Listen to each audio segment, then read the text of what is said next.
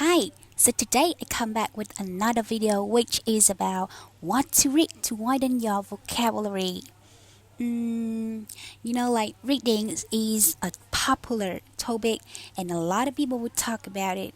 To those that reading is their hobby, they can talk about it over hours, days, and months. They're talking about the covers, the book, the content of the book, the twist, the motif, and they may talk about the perspective about the books, disagreements or agreements, so on and so on.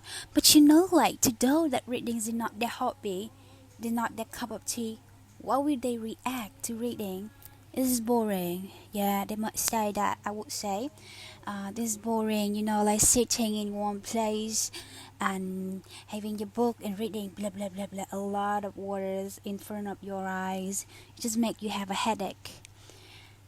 Yeah, but today we'll talk about reading. So I would see on the right side of the topic and I would focus on those that who would love to read.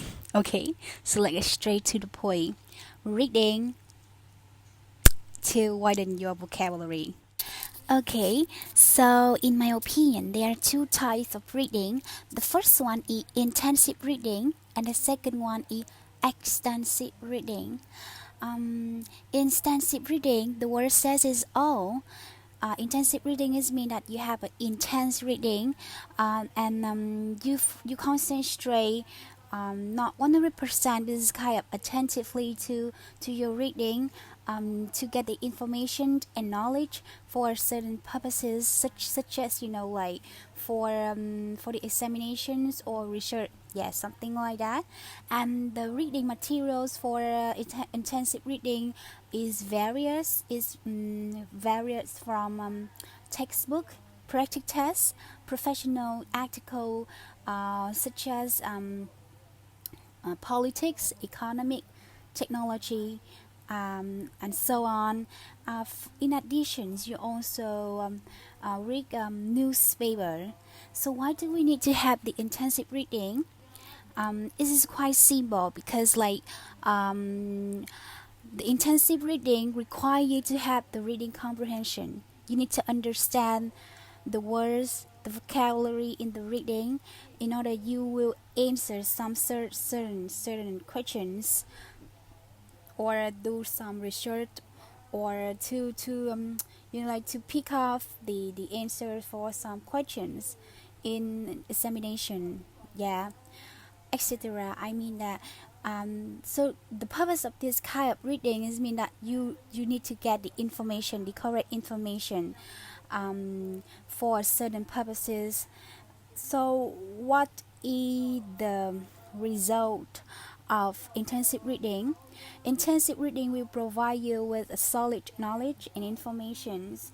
As I told you, for certain purposes, such as passing an examination or test, for a research, for a survey, or just simply for a test. I mean that like a really comprehension, and you need to understand the vocabulary, the content of the paragraph and the reading, a long reading, in order you can answer those questions.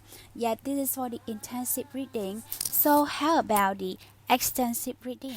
The extensive readings, it is about like you expose yourself in the reading. I mean, expo is not like you do it for a serious purposes.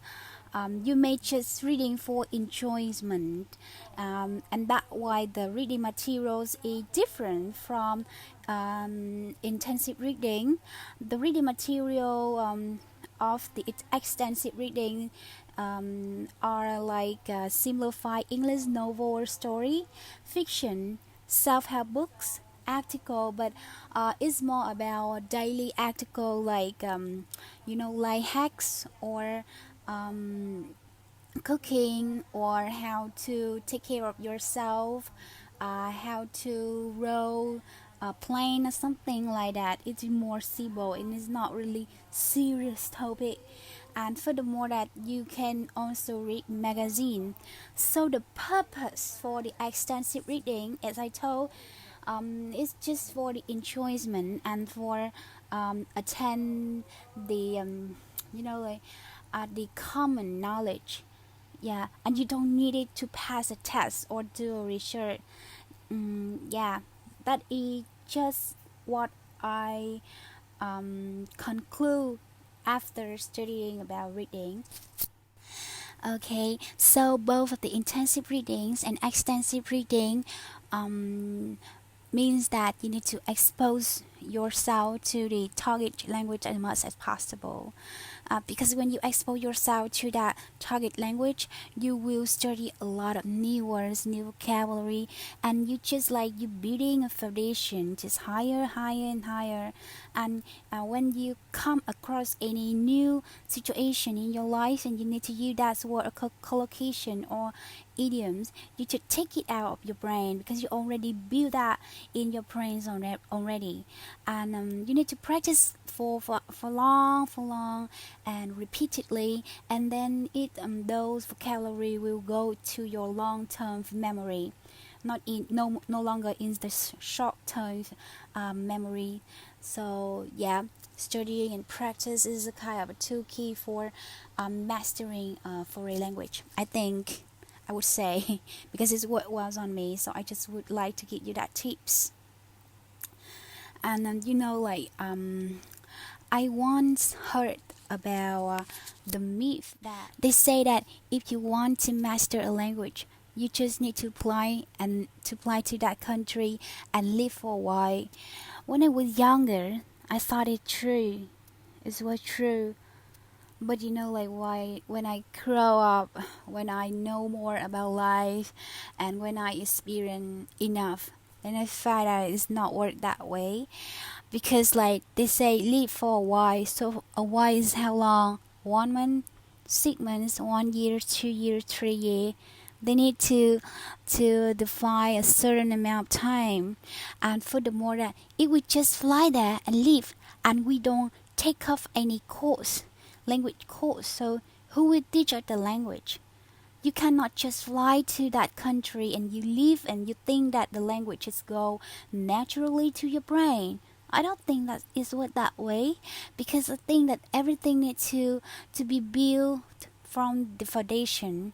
You need to have a certain amount of vocabulary, words by words, and then it will like grow up and build up, and then maybe you reach levels of A2 or B1. It means that at that level you can communicate and you can survive in a foreign country.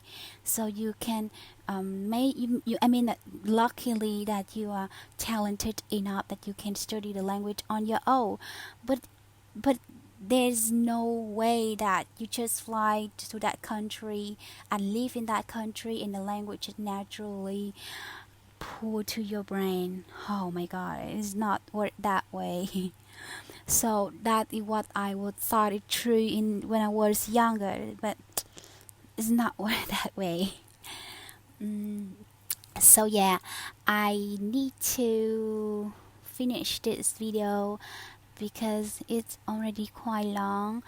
I just want to tell you that spend some time on your reading, invest your time on reading, maybe just around like 30 minutes a day, and you can find any reading materials from articles on the internet or your books or just on a newspaper, a magazine, but it need to be in the target language you would like to study. Yes, because I'm quite sure 100% I'm sure that you will gain a lot of things from reading. Reading is beneficial to all of us. If you think that you don't get anything from reading, I think that you already get it.